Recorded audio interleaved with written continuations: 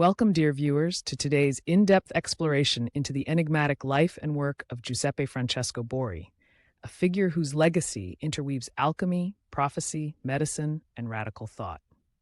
In this episode, we plunge into the multifaceted dimensions of a man born in Milan in 1627, whose intellect and experimental fervor propelled him across Europe's intellectual and political landscapes. Prepare to delve into a narrative replete with technical rigor and rich historical detail, as we uncover how Borri challenged established orthodoxy and pioneered groundbreaking inquiries in the realms of iatrochemistry and ophthalmology. Our journey begins with a meticulous examination of his early years, where familial legacy and academic influences collided to forge a mind captivated by both empirical investigation and visionary prophecy. We shall scrutinize the scientific backdrop that nurtured his experimental techniques, as well as the theological defiance that marked his early rebellion against Jesuit dogmas. Expect a deep dive into the chemical methodologies he employed, juxtaposed with his fervent claims of a coming new golden age, a papal theocracy grounded in renewed Christian principles that paradoxically sought to reconcile magic with measurable scientific practice. Throughout this video, we will explore Borri's technical contributions, citing numerical data and fact-driven analysis that speak to his contributions in experimental ophthalmology.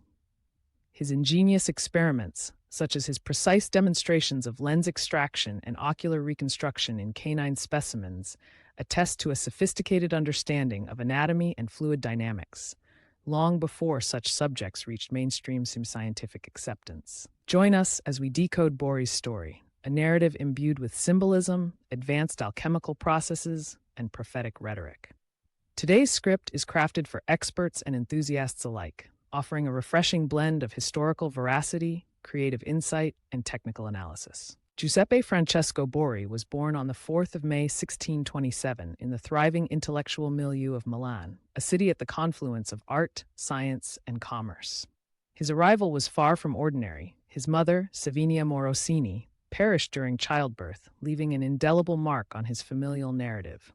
Raised under the stern guidance of his father, Branda Borri, a distinguished physician with a fervor for chemical experimentation, young Giuseppe was introduced early into an environment where medical theory and experimental alchemy coexisted.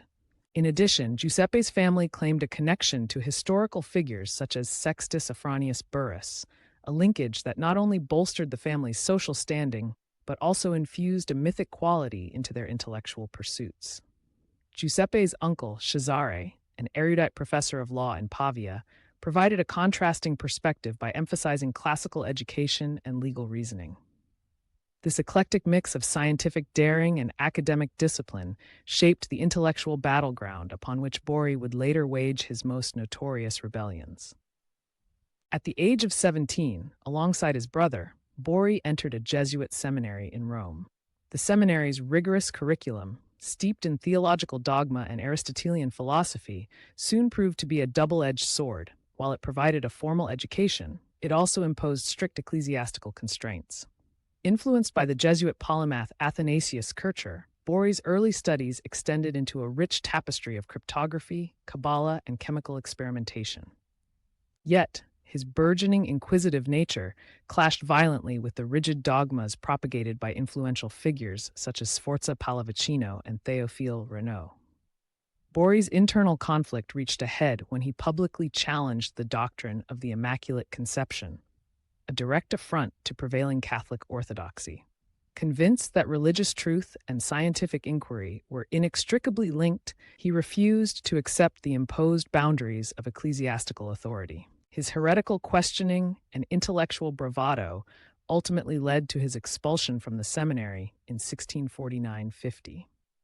This culmination of family legacy, scholarly influence, and rebellious ideology sowed the seeds for his later ventures into alchemy, medicine, and prophetic declarations, a legacy that would reverberate through Europe's scientific and religious institutions for decades.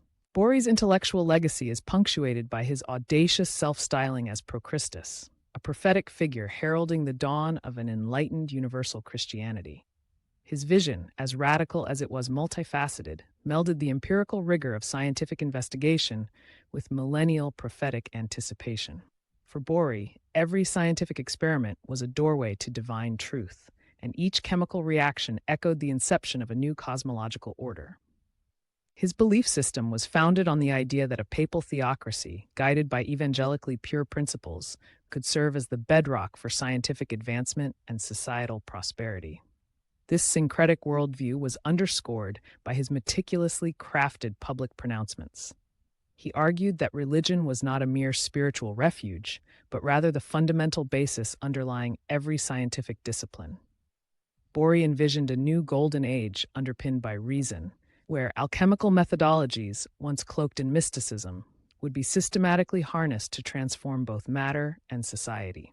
His detailed manifestos often featured complex alchemical diagrams, encoded symbols, and numerical sequences that promised an esoteric route to transmutation and, by metaphorical extension, societal rebirth. With a fervor that rivaled his scientific precision, he contended that all of creation, both Christian and non-Christian, would eventually be subsumed under a unified, enlightened order ruled by a restored papal hierarchy. This radical proposal, combining elemental science with prophetical semantics, ignited considerable controversy amongst his contemporaries. For those well-versed in the technical language of alchemy, Borri's writings offered a tantalizing and deeply mathematical blueprint of natural processes and their possible transcendence. Today, we appreciate his work not only for its historical novelty, but also for its precursory insights into the synthesis of modern scientific inquiry and philosophical speculation.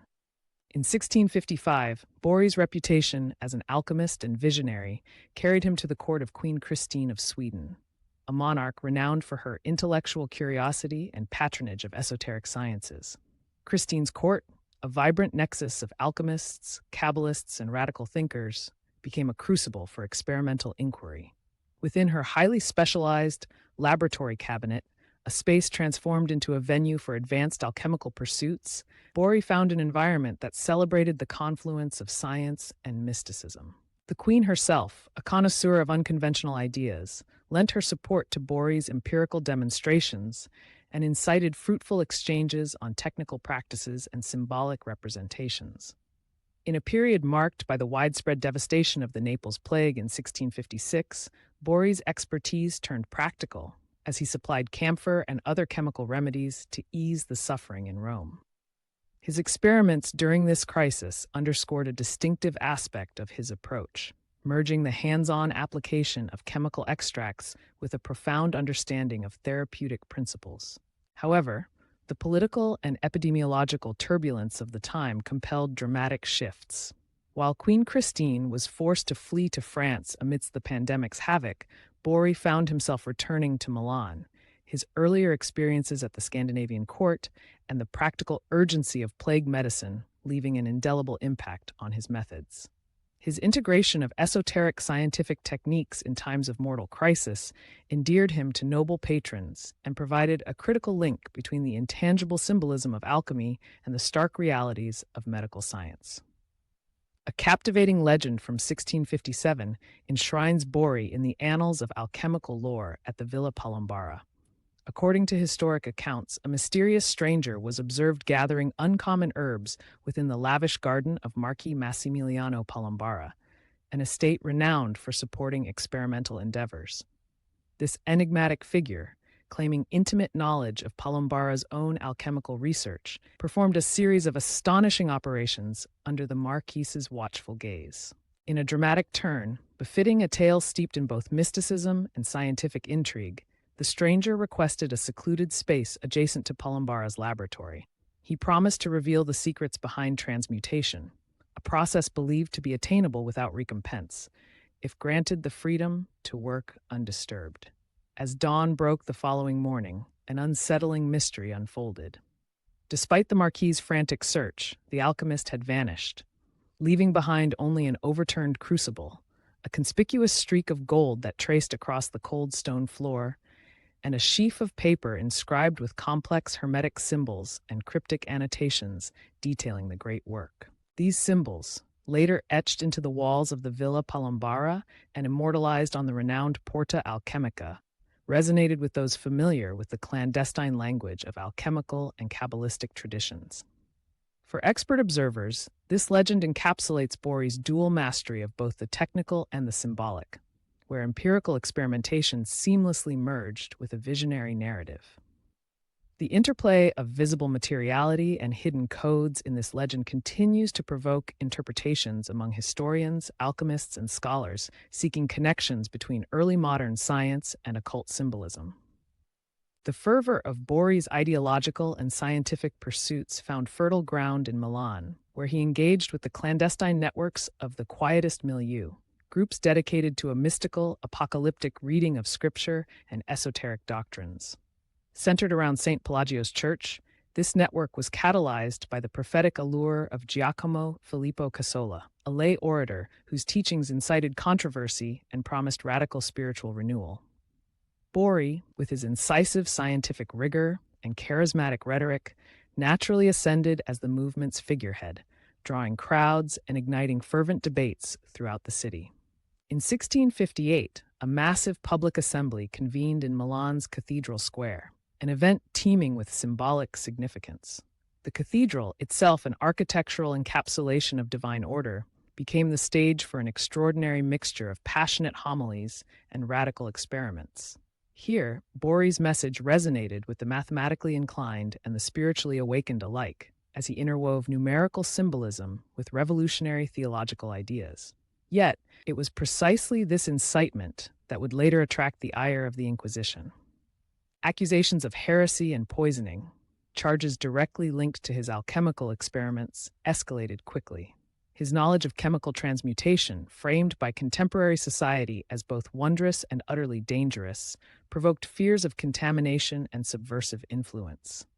The Inquisition launched an extensive investigation, arresting many of Borri's followers, predominantly lower-ranking clergymen, imbued with his radical charisma.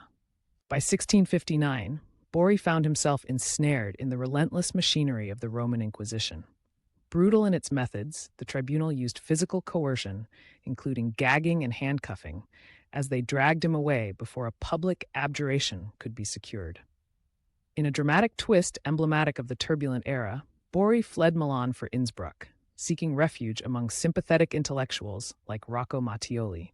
The fallout extended even into matters of inheritance, as inquisitors targeted his family's estates in a bid to recoup alleged transgressions and subversive influence. The storm of dissent that began in the cathedrals and back alleys of Milan had now escalated into a full-scale conflict between an emerging scientific avant-garde and the entrenched ecclesiastical establishment. For scholars today, this period offers a challenging study of the interplay between empirical inquiry and the dogmatic powers of the time, rich with data, precise measurements, and a series of events that reshape the boundaries of accepted truth. Borri's journey through Europe is a tapestry woven with audacious scientific feats, dazzling encounters, and an ever-expanding network of scholarly disciples. After finding temporary haven in the free city of Augsburg, he relocated to Strasbourg, where the Protestant milieu provided an intellectually liberated environment to nurture his pioneering experiments. At this juncture, his reputation as a skilled physician, ophthalmologist, and iatrochemist spread rapidly. European noblemen and leading intellectuals, keen to scrutinize his methods, began to seek him out for both his scientific acumen and his unconventional insights into natural philosophy. His travels took him from Frankfurt, Leipzig, and Dresden to the vibrant cultural crossroads of Amsterdam. In this mercurial city, he engaged with an array of luminaries such as Henry Oldenburg, Robert Moray, and Constantine Huygens, scholars whose own works were enriched by empirical scrutiny and detailed scientific inquiry. A particularly significant episode was Borri's dedication of his treatise, Caemi Hippocraticae Specimina Quinque, to Olaus Borrichius, a gesture that underscored his commitment to melding art, science, and symbolic alchemical theory. His works were meticulously illustrated by talented artists including Jürgen Ovens and engraved by Peter van Schuppen, ensuring that his contributions were disseminated with both aesthetic appeal and rigorous technical precision. Among Borri's most renowned experiments was his demonstration of ocular reconstruction. In Amsterdam, he performed a pioneering procedure on a canine subject. By methodically incising the eye extracting the lens and reintroducing a precisely engineered liquid medium, he vividly illustrated the eye's capacity to reconstitute its anatomical integrity. This experiment, later replicated on a goose in Copenhagen, showcased not only his deep understanding of ocular anatomy, but also his application of fluid dynamics and chemical reactivity in a biological context. Such experiments, contextualized by detailed numerical analysis and precise experimental conditions, contributed valuable data to the burgeoning field of iatrochemistry, a precursor to modern biomedical research. Financial aspects of his career were equally dramatic. In April 1662, Borri secured a loan of 100,000 guilders from Gerard Demmer, a former council member of the Dutch Indies, using his encrypted descriptions of transmutational processes as collateral for his promise to deliver a secret chemical remedy. This ambitious promise, however, engendered a heated legal conflict when the loan was not repaid, a matter that drew in European legal and financial institutions and underscored both his audacity and the inherent risks of pioneering scientific ventures. Thus, Borri's legacy is enshrined not only in his technical innovations and experiments, but also in the intricate web of patronage, legal entanglements, and cross-continental influences that continue to fascinate experts in the history of science. Despite his earlier accolades, fortunes turned precipitously for Borri as political tides shifted. Invited to the court of Frederick III in Copenhagen, his reputation as a trusted counselor flourished briefly under generous patronage. However, as the political landscape realigned with the accession of Christian V in 1670, Borri's standing declined rapidly. Seeking new opportunities, he set his sights on the Ottoman Empire, but fate intervened when, during his journey, he was apprehended in regions variously described as Goldingen, Moravia, or the Carpathian Mountains. Leopold I, the formidable Emperor of Austria, succumbed to pontifical pressure and handed Borri over to the Vatican authorities. On the 25th of September, 1672, in an atmosphere charged with political retribution and religious zeal, Borri was condemned to life imprisonment. The sentencing was coupled with a mandatory public abjuration, an act intended to symbolically sever his connection with his revolutionary ideas and experimental practices. Confined initially in a series of harsh jails until 1678, his circumstances briefly improved as influential friends, including the French ambassador, intervened to secure a form of semi-liberty through noble patronage. Yet the tides turned once again with the ascendance of Pope Innocent XII in 1689, who rescinded privileges previously granted to him. By 1691, Borri was relegated to house arrest in the formidable Castel Sant'Angelo. Even in confinement, his passion for experimentation endured. A private laboratory within the ancient walls allowed him to pursue his chemical and medical studies, albeit under constant scrutiny. Ultimately, after contracting malaria and facing an era in which even the most advanced medical remedies were elusive, Borri succumbed to his illness on the 16th of August, 1695, leaving behind a controversial yet undeniably influential legacy. In conclusion, Giuseppe Francesco Borri remains a seminal figure whose work bridged alchemy, medicine, and prophetic revolution. His daring experiments and radical ideas continue to inspire modern debates across scientific and historical disciplines. For experts, his life offers a rich case study in the collision of empirical inquiry with esoteric tradition, a narrative defined by precise experiments, technical innovation, and the perilous pursuit of knowledge against institutional constraints. As we reflect on his legacy, Borri emerges not merely as a historical anomaly, but as an enduring symbol of the relentless quest for truth and transformation.